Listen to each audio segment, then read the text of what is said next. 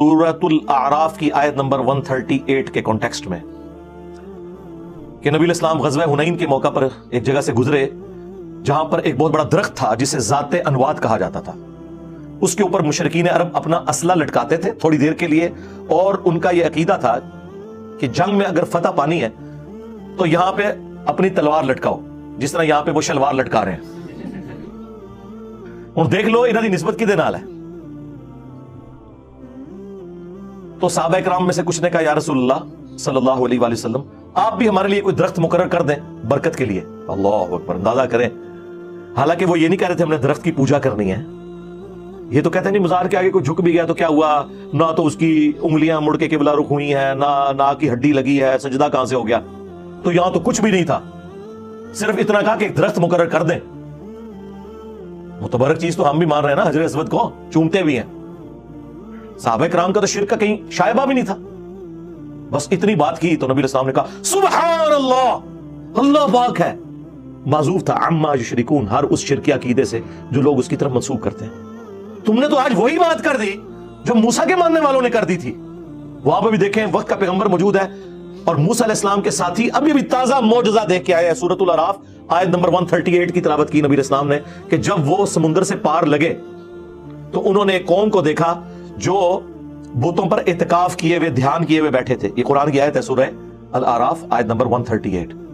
تو انہوں نے کہا کہ اے موسیٰ آپ بھی اللہ کا کوئی بت ہمارے لیے مقرر کر دیں کہ ہم اس پہ دھیان کریں. جس طرح یہاں پہ آپ ہندو دیکھ رہے ہیں نا، وہ کہتے ہیں ہم بھی اسی خدا کو مانتے ہیں کہ بھگوان کا جو بت ہے نا یہ دھیان کرنے کے لیے. حالانکہ ان کی کتابوں میں بھی اسٹیچو بنانا حرام ہے، جس طرح ہماری کتابوں میں بھی یہ شلواریں لٹکانا حرام ہے، لیکن یہ لوگ کر رہے ہیں. تو نبی علیہ السلام نے فرمایا آج تم نے وہی بات کر دی جو موسیٰ علیہ السلام کے ماننے والوں نے کی تھی. اور موسیٰ علیہ السلام نے اس وقت کیا کہا تھا، اے اللہ اس جاہل قوم سے میں تیری پناہ میں آتا ہوں. یعنی وقت کا پیغمبر موجود ہے اور ان کے ساتھی، میں صحابہ کرام نہیں کہتا، پھر کہیں گے تو انکار چھڑیس، تو وہ یہ کر رہے ہیں. اور یہ پھر انہوں نے کر بھی دیا. بعد میں 70,000 یہودی پھر قتل ہوئے اسی وجہ سے. 70,000 صحابہ حضرت موسیٰ کے قتل اس وجہ سے ہوئے کہ جب وہ کوہ طور پہ گئے تو انہوں نے پیچھے بچڑے کا ایک بت بنا لیا، معبود بنا لیا. سونا پگھلا کے سامری نے انہیں گمراہ کیا. بل ہو تو گئے. اور ان کی معافی پھر سورہ بقرہ میں آیا کہ معافی یہ ہے کہ اپنوں کو قتل کرو گے، ہر قبیلے والا اپنے ان لوگوں کو قتل کرے گا. قتل مرتد کی سزا آئی. پھر نبی الاسلام نے اسی حدیث میں الفاظ ہیں ترمذی کی، آپ نے فرمایا کہ تم بھی اگلے لوگوں کے پیچھے چل پڑو گے. یعنی جس طرح اگلے لوگوں نے غلط کام کیے تم بھی وہی کام کرو گے. اور یہ جو اگلا حصہ ہے نا، یہ بخاری اور مسلم میں بھی ہے کہ اللہ کی قسم، یہاں پہ الفاظ موجود ہے ترمذی میں، اللہ کی قسم تم بھی اگلے لوگوں کے طریقے پہ چل پڑو گے. اور بخاری مسلم کے الفاظ ہیں اللہ کی قسم تم بھی اگلے لوگوں کی پیروی شروع کر دو گے، قدم با قدم، بالشت بر بالشت، حتیٰ کہ ان میں سے کوئی گوہ کے سوراخ میں داخل ہوا تم بھی پیروی کرتے ہوئے یہی کام کرو گے. صحابہ کرام نے پوچھا یہ اگلے لوگوں سے مراد کیا یہود و نصارہ ہیں؟ آپ نے فرمایا اگر وہ نہیں مراد تو اور کون سے لوگ مراد ہیں؟ یعنی نبی علیہ السلام نے پہلے ہی فرما دیا کہ جو اگلی امتوں میں شرکیہ عقائد اور نظریات تھے اس درجے میں تو نہیں، لیکن اس کے قریب قریب اس امت میں بھی آ جائیں گے، اور وہ ہم دیکھ رہے ہیں اپنی آنکھوں سے. تم بھی اگلے لوگوں کی پیروی شروع کر دو گے. یہاں پہ دیکھ لیں کیا کچھ ہو رہا ہے. انہوں نے بھی اپنے مولویوں کو اپنا رب مانا ہوا تھا. سورہ التوبہ کی آیت نمبر 31 اتخذوا احبارہم ورہبانہم اربابا من دون اللہ. یہود و نصارہ نے اپنے علماء کو اور جوگیوں کو، راہبوں کو، صوفیوں کو اپنا رب مان لیا تھا اللہ کے مقابلے پر. اور اسی آیت کے کانٹیکسٹ میں ایک حدیث ہے جامعہ ترمذی کے اندر جو شاہ ولی اللہ دہلوی نے حجت اللہ البالغہ میں تقلید کے خلاف کوٹ کی ہے کہ عدی ابن حاتم رضی اللہ تعالیٰ عنہ مسلمان ہوئے، جو مشہور فیاض حاتم تائی کے بیٹے تھے. پہلے نصرانی تھے تو کہنے لگے یا رسول اللہ قرآن میں ایک آیت ایسی ہے جو مجھے کھٹکتی ہے، مجھے اس کا فہم سمجھ نہیں آیا کیونکہ میں خود نصرانی تھا، ہم نے تو کبھی اپنے علماء اور بزرگوں کی پرستش نہیں کی تھی. تو آپ صلی اللہ علیہ وآلہ وسلم نے فرمایا کہ کیا تم اپنے علماء اور جوگیوں، صوفیوں، راہبوں کے کہنے کے اوپر اللہ کی حلال کردہ چیز کو حرام اور حرام کردہ کو حلال نہیں ٹھہرا لیتے تھے ان کے فتووں کے اوپر؟ تو انہوں نے کہا ایسا ہی تھا یا رسول اللہ. تو فرمایا یہی تو ان کو رب بنانا ہے. اب اس سے کیا مسئلہ کلیئر ہوا کہ قرآن و سنت کے دلائل کے مقابلے پر آپ نے بزرگوں کی بات نہیں ماننی، ورنہ آپ انہیں خدا مانے ہوئے، کیونکہ شریعت کا کسٹوڈین تو خدا ہے، یا اس کے بہاف پہ اس کا پروفٹ ہے صلی اللہ علیہ وآلہ وسلم. اور دوسرا یہ بھی پتا چلا یہ جو آپ کو کہانی کراتے ہیں نا علماء سے پوچھ پوچھ کے چلیں. اللہ تعالیٰ کے محبوب علیہ السلام کیا فرما رہے ہیں کہ علماء جو فرما رہے ہیں نا وہ قرآن و سنت سے پوچھ پوچھ کے چلنا ہے. کیا مولوی صحیح کہتا ہے کہ نہیں؟ آگے سے تو ادیب نے حاتم کو چاہیے تھا نا کہ یا رسول اللہ میں کوئی عالم دین تو نہیں تھا اس وقت, میں کیسے دیکھتا, یہ تو علماء کا کام ہے. اس کا مطلب مولوی جو بتائے ریفرنس چیک کرنا ہے. یہی تو ہم کہہ رہے ہیں ہاں کہ مرنے سے پہلے اے مسلمان کر لے اس پہ غور, کتابوں کا خدا اور ہے بابوں کا خدا اور. یہ اللہ کے نبی خود فرما رہے ہیں کہ ادیب نے حاتم تجھے کر لینا چاہیے تھا غور کہ کتابوں میں کیا نازل ہوا ہے, اور بابے تیرے کچھ اور کہہ رہے ہیں. ایتونی بکتاب من قبل ھذا او اثارۃ من علم ان کنتم صادقین. اے نبی ان سے فرماؤ اگر قرآن کو نہیں مانتے لاؤ جو تمہارے پاس کوئی کتابیں موجود ہیں نا ان میں سے مجھے بتا دو کوئی اس قسم کے شرکی عقائد اس میں لکھے ہوں یا انبیاء کے آثار, کوئی احادیث چلتی ہوں, سنت کا علم ہو, اگر تم سچے ہو. ایتونی بکتاب من قبل ھذا, کتاب کا ذکر بھی آ گیا, او اثارۃ من علم, اور علم کے آثار, کتاب بھی اور علم بھی. اسی کو میں نے علمی کتابی کر دیا کہ نہ میں بابی میں ہوں مسلم, علمی کتابی. کتنے لکھا ہے جی؟ سورہ احقاف میں لکھا ہوا ہے. یہ کہاں لکھا ہوا ہے کہ جی مرنے سے پہلے اے مسلمان کر لے اس پہ غور, کتابوں کا خدا اور ہے بابوں کا خدا اور. جی جامعہ ترمذی میں حدیث موجود ہے, آؤ نا داڑھ تلے. ہاں ویسے تو آپ کہتے ہیں جی دیکھیں جی ڈاکٹر اقبال نے تو حدیث کا ترجمہ کر دیا شعر کے اندر. وہ زمانے میں معزز تھے مسلمان ہو کر اور تم خوار ہوئے تارک قرآن ہو کر. یہ ترجمہ ہے مسلم شریف کی اس حدیث کا جو مشکات میں بھی ہے کہ اللہ تعالیٰ اس کتاب کی وجہ سے قوموں کو عروج دے گا اور اس کی وجہ سے زوال پذیر کرے گا. مستقبل کی خبر تھی لیکن ڈاکٹر اقبال کے زمانے میں یہ سب کچھ ہو چکا تھا, انہوں نے اسے ماضی بنا دیا. وہ زمانے میں معزز تھے مسلمان ہو کر تم خوار ہوئے تارک قرآن ہو کر. تو سرکار ڈاکٹر اقبال جو حدیثانہ ترجمہ کرتا ہے انجینئر صاحب نہیں کر سکتے؟ میرے دیکھ لیں یہ سارے جتنے اشعار اور سلوگن ہیں یہ احادیث کے ترجمے ہیں. یہ ادیب نے حاتم کی جو حدیث اتخذوا احبارهم ورهبانهم اربابا من دون اللہ, یہ اس کا ترجمہ ہے کہ مرنے سے پہلے اے مسلمان کر لے اس پہ غور, کتابوں کا خدا اور ہے بابوں کا خدا اور. اگرچہ بابے اسی خدا کو مانتے ہیں لیکن ان کوالٹیز کے ساتھ نہیں مانتے جو کتابوں کے اندر آئی ہیں. اور نہ میں بابی میں ہوں مسلم علمی کتابی. کہتے ہیں علمی کتابی وہی وہ اس کی صفت ہے ہم مسلم ہے. علمی کتابی اس لیے کہتے ہیں کہ قرآن میں ایتونی بکتاب من قبل ھذا او اثارۃ من علم. اور المستدرک للحاکم میں حدیث ہے, اپنے بعد دو چیزیں چھوڑ کے جا رہا ہوں, قرآن اور تمہارے نبی کی سنت. تو کتابوں کے حوالے حضور کر کے گئے صلی اللہ علیہ وسلم. اور غدیر خم پہ صحیح مسلم میں 4 احادیث ہیں. قرآن کو پکڑ لینا, اس میں ہدایت ہے, نور ہے, یہ اللہ کی رسی ہے, جو اسے پکڑے گا ہدایت پہ ہوگا, جو چھوڑ دے گا گمراہ ہو جائے گا. اور دوسری بھاری چیز میرے اہل البیت ہے, ان کے معاملے میں تمہیں اللہ کا خوف دلاتا ہوں. یہ جملہ 3 دفعہ آپ نے ریپیٹ کیا. اللہ کے فضل سے اس پلیٹ فارم سے توحید بھی قرآن کی بیان ہو رہی ہے اور اہل البیت کا بھی دفاع ہو رہا ہے. باقی سب نے ٹکڑوں میں دین لیا ہوا ہے. کل حزب بما لدیہم فرحون, ہر فرقہ خوش ہے جو اس نے ٹکڑے کا دین لیا ہوا ہے. یہاں پہ ٹوٹیلٹی میں دین بیان ہو رہا ہے. اہل حدیث نے توحید بیان کی قرآن والی, اہل بیت پہ آگے ان کی موت ہو گئی. اہل تشیع نے اہل بیت کا دفاع کیا, اگرچہ اس میں غلو بھی کیا لیکن دفاع تو کیا, لیکن توحید کے معاملے میں آگے موت ہو گئی. اہل البیت کے ساتھ وہ عقیدے منسوب کر دیے جو اللہ کا حق تھا. یہ وہ پلیٹ فارم ہے جہاں پہ کبھی ریڈ لائن کراس نہیں ہوتی. توحید گج بج کے بیان ہوگی اور اہل البیت کا بھی دفاع ہوگا لیکن کوئی ریڈ لائن کراس نہیں ہوگی اللہ کے فضل سے الحمدللہ. تو وہ مجھے وہ شلوار شاہ سے یاد آیا کہ وہ شلواریں لٹکا رہے ہیں اور نبی علیہ السلام نے تو کوئی درخت مقرر نہیں کیا. آپ نے فرمایا کہ تم نے تو آج وہی بات کر دی جو موسیٰ علیہ السلام کے ماننے والوں نے کر دی تھی. تو نبی علیہ السلام کی آپ احتیاط کا لیول دیکھیں. آپ علیہ السلام نے اس درخت مقرر کرنے کو یعنی شرک کے ساتھ تشبیہ دے دیا.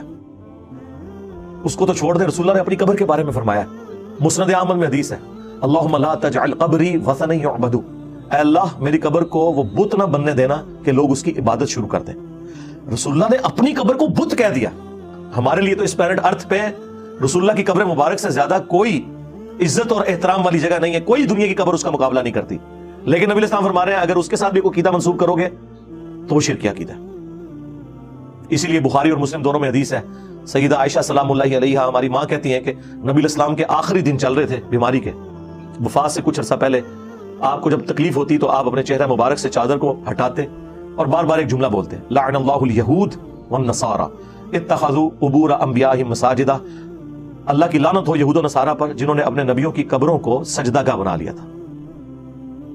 اور اما عائشہ کے آگے الفاظ ہیں बुखारी मुस्लिम में कि अगर हमें यह डर ना होता कि लोग रसूलुल्लाह की कब्र पे सजदे शुरू कर देंगे तो हम रसूलुल्लाह की कब्र को ज़ियारत के लिए ओपन कर देते, यानी मैं अपने हुजरे की दीवार गिरा देती, जब जिसका दिल करे वो कब्र रसूल पे हाजिर होता।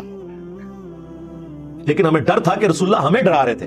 उधर तो अम्मा आयशा को किसी ने कहा कि शिर्क तो खत्म हो चुका है। उसके ऊपर मैंने पूरी वीडियो रिकॉर्ड करवाई है जिन्होंने आउट ऑफ कॉन्टेक्स्ट बात की है। मुझे अपने बाद तुमसे शिर्क का खौफ नहीं, वो पूरी एक डॉक्ट्रिन है जो मैंने बयान की है, वो आप मेरी वीडियो देख लें। उन्हें पता था कि बुखारी में हदीस मौजूद है, सैयदना उमर कहते हैं मैंने रसूलुल्लाह को मिंबर पे ये बात कहते हुए सुनी थी, देखना मेरी शान को उस तरह बुलंद न करना जिस तरह नसारा ने अपने पैगंबर को बढ़ा दिया था। मैं अल्लाह का बंदा और उसका रसूल हूं, मुझे अल्लाह का बंदा और उसका रसूल ही कहना, मुहम्मदन अब्दुहु व रसूल। अल्हम्दुलिल्लाह हम यही कहते हैं। इसीलिए तो मैं कहता हूं कि रसूलुल्लाह की कामयाबी है कि आपकी मैयत के ऊपर महफिल मिलाद नहीं हो रही,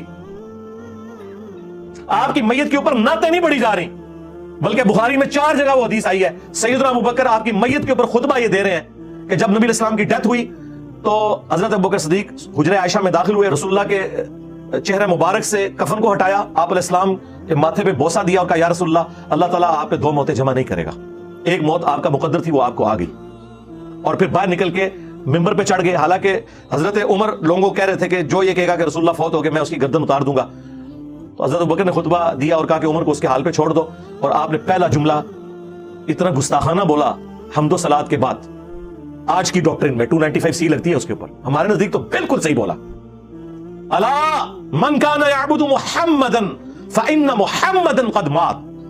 कान खोल कर सुन लो, जो भी तुम में मोहम्मद की इबादत करता था जान ले के मोहम्मद मर चुके। अंदाजा करें, मेरे खिलाफ क्लिप बनाए हुए हैं, ये कहता है मर चुके। ओए अबू बकर सिद्दीक ने कहा रज़ियल्लाहु तआला अन्हु, डंगरो किसको गुस्ताख कह रहे हो? इंजीनियर को नहीं, इंजीनियर के इमाम को गुस्ताख कह रहे हो।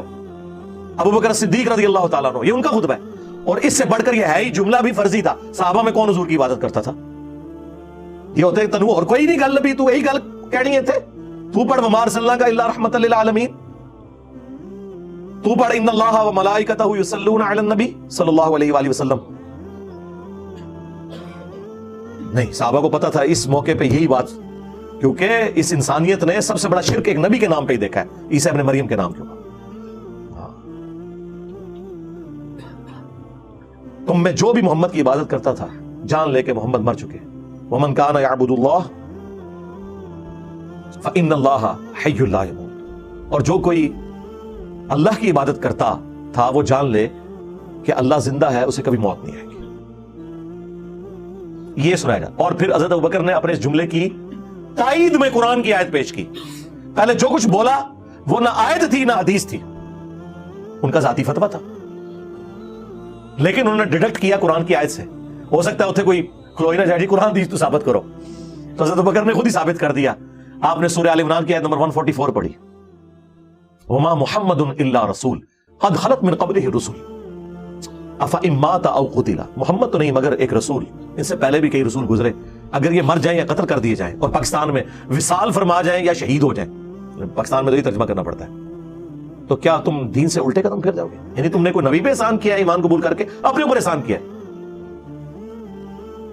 फिर दूसरी आयत पढ़ी, सूरह अज़्ज़ुमर की आयत नंबर 30, इन्नका मय्यितुन व इन्नहुम मय्यितून। बेशक ए नबी तुम्हें भी मरना है, तुम्हारे मुखालिफिन को भी मरना है, और फिर अल्लाह के हुजूर पेश होना है। अंदाजा करें। और अल मुस्तदरक लिल हाकिम में हदीस में एक तीसरी आयत भी पढ़ी सूरतुल अंबिया से, उसमें भी इस बात का जिक्र मौजूद था कि अगर रसूलुल्लाह को मौत आएगी तो आपके मुखालिफिन को भी मौत आ जाएगी। अंदाजा करें कि सहाबा इकराम कुरान की आयत में से ढूंढ ढूंढ के कितनी गुस्ताखियां तलाश करते थे। नाऊज़ु बिल्लाह। ये तो यही कहते हैं ना, आप बरेलवियत के कल्चर को समझते हैं, तो मैं खुद भी बरेलवी रहा हूं, मुझे पता है।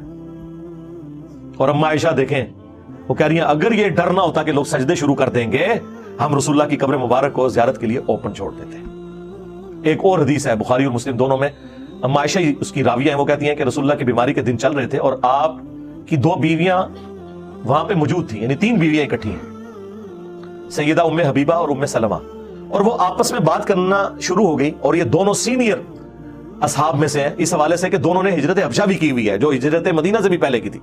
तो वो जिक्र कर रही थी कि जब हम हबशा हिजरत करके गए थे, तो बुखारी मुस्लिम के अल्फाज हैं, उम्मे सलमा और उम्मे हबीबा आपस में ये बात कर रही थी کہ وہاں ہم نے ماریا نام کا ایک گرجا دیکھا تھا جس میں تصویریں لٹکی ہوئی تھی اور نبی علیہ السلام تکلیف کی وجہ سے لیٹے ہوئے تھے. آپ اس بیماری کے عالم میں بھی اٹھ گئے. آپ نے کہا ان میں یہی تو خرابی تھی کہ جب ان میں کوئی نبی یا نیک آدمی فوت ہو جاتا تھا وہ اس کی قبر کے اوپر تصویریں لٹکا دیتے تھے اور وہاں پہ سجدے شروع کر دیتے تھے. قیامت کے دن یہ لوگ بدترین مخلوق بن کے ابھریں گے. اللہ اکبر. آپ کو یہ نہ سمجھے یہ اگلے لوگوں کی بات ہے, نہیں. اب وہ حدیث جو میں نے پہلے بیان کی بخاری مسلم کی وہ دوبارہ یاد کر لیں. تم بھی اگلے لوگوں کے پیچھے چل پڑو گے قدم با قدم, بالشت بر بالشت, حتیٰ کہ ان میں سے کوئی گوہ کے سوراخ میں داخل ہوا تم بھی یہی کام کرو گے. اور پوچھا گیا اگلے لوگ کیا یہود و نصارہ ہیں؟ فرمایا وہی تو ہیں. اور اس کو یہ ہمارے ڈاکٹر اشرف جلالی صاحب توحید کے نام کے اوپر شرکیہ کانفرنس کرتے ہیں ہر سال. وہ کہتے ہیں یہ فیشن کے بارے میں نہ, پرانیاں گلاں, پرانے بانے, پرانے دھوکے. ترمذی میں اس کا شان ارشاد موجود ہے. کس موقع پہ حضور نے کہا؟ فیشن کے اوپر نہیں کہا, شرکی ایکٹیویٹی پہ کہا. جب صحابہ نے کہا آپ بھی ہمارے لیے ایک درخت مقرر کر دیں جہاں پہ ہم برکت کے لیے اسلحہ لٹکائیں, تو آپ نے فرمایا تم نے وہی بات کی ہے جو موسیٰ کے ماننے والوں نے کی تھی. سورۃ الاعراف آیت نمبر 138 کہ خدا کا بت مقرر کرتے. کسی صحابی نے نہیں کہا کہ درخت تو ہم برکت کے لیے مانگ رہے ہیں, کوئی پوجنے کے لیے نہیں مانگ رہے, کوئی ہم نے اسٹیچو نہیں اللہ کا بنایا, آپ اس کو اس سے کیوں کمپیئر کر رہے ہیں؟ کس کی جرت تھی امام الموحدین کے سامنے بولتا صلی اللہ علیہ وآلہ وسلم. صحیح مسلم میں حدیث ہے, نبی علیہ السلام نے اپنی وفات سے 5 دن پہلے کہا, آپ علیہ السلام نے فرمایا خبردار میں تمہیں ڈراتا ہوں اس بات سے کہ اگلے لوگوں میں سے جب انبیاء یا نیک بندے فوت ہو جاتے تھے لوگ اس کی قبروں پہ سجدے شروع کر دیتے تھے, یہ کام تم نہ کرنا. اور یہ جندب رضی اللہ تعالیٰ عنہ کے الفاظ ہیں کہ یہ آپ نے اپنی وفات سے 5 دن پہلے یہ بات کہی تھی. یار جو شخص اتنا سینسٹیو ہو, اس کے ماننے والی امت, اس کی قبر مبارک کو تو چھوڑ دیں, دنیا میں جہاں کوئی قبر نظر آئے اس کے ساتھ اس قسم کے عقیدے وابستہ کرنا شروع کر دیں. تو نبی علیہ السلام نے تو اپنا حق ادا کر دیا ہے. اور کیا کرتے ہیں حضور اس سے بڑھ کے؟ اور کیا کرتے ہیں امت کو یقین دلانے کے لیے کہ ڈر جاؤ؟ ابو داؤد میں حدیث ہے میری قبر پہ میلہ نہ لگانا, دنیا کے کسی بھی حصے میں تم ہوگے اللہ تعالیٰ تمہارا درود میرے تک پہنچا دے گا. اللہم صلی علی محمد وعلی آل محمد. درود پڑھنے کے لیے بھی میلہ نہ لگانا. ویسے تو درود پڑھنا, وہاں پہ سلام عرض کرنا اس پلانٹ ارتھ کی سب سے بڑی نیکی نفلی عبادات میں اگر کوئی ہے تو قبر رسول کی حاضری ہے. لیکن حضور نے کہا وہاں پہ بھی میلہ نہیں لگانا, بس سلام عرض کرو اور چلے جاؤ. وہ 4 کتابوں میں صحیح سند کے ساتھ ہے, المصنف ابن ابی شیبہ میں, سنن کبریٰ البیہقی میں, فضل الصلاۃ علی النبی میں, الموطأ امام مالک میں. عبداللہ بن عمر جب بھی سفر پہ جاتے یا واپس آتے تو مسجد نبوی میں 2 نفل پڑھتے اور قبر رسول پہ آ کے عرض کرتے السلام علیکہ یا رسول اللہ, السلام علیکہ یا ابا بکر, السلام علیکہ یا عمر. یعنی وہ تینوں قبروں پہ جاتے, اے اللہ کے رسول آپ پہ سلام ہو, اے ابو بکر آپ پہ سلام ہو, اے عمر آپ پہ سلام ہو, ایک روایت میں یا ابتا, اے میرے باپ آپ پہ سلام ہو. تو وہ اپنی جگہ وہ فضیلت ہے قبر رسول کی حاضری, کوئی شک نہیں ہے. لیکن اس قبر کے ساتھ اس طرح کے عقیدے وابستہ کرنا, آپ مجھے بتائیں اگر قبر رسول کا یہ سٹیٹس ہے کہ آپ نے کوئی عقیدہ وابستہ نہیں کرنا, باقی قبریں تو شاہی کوئی نہیں. اے جملہ ہر جگہ فٹ ہونا جے کہ میرے نبی سا ہے ہی کوئی نہیں, تیرے بابے تھے شاہی کوئی نہیں, قبر رسول سا ہے ہی کوئی نہیں, تیرے مزار تھے شاہی کوئی نہیں. ٹھیک ہے کہ نہیں؟ ہر جگہ یہ فٹ ہوتی ہے بات. تو نبی علیہ السلام کے ساتھ اپنا رشتہ مضبوط کریں جنہوں نے آپ کے کام آنا ہے قیامت کے دن. انشاءاللہ تعالی شفاعت کے ہم نے حقدار ہونا ہے اگر نبی علیہ السلام کی سچی پیروی کی.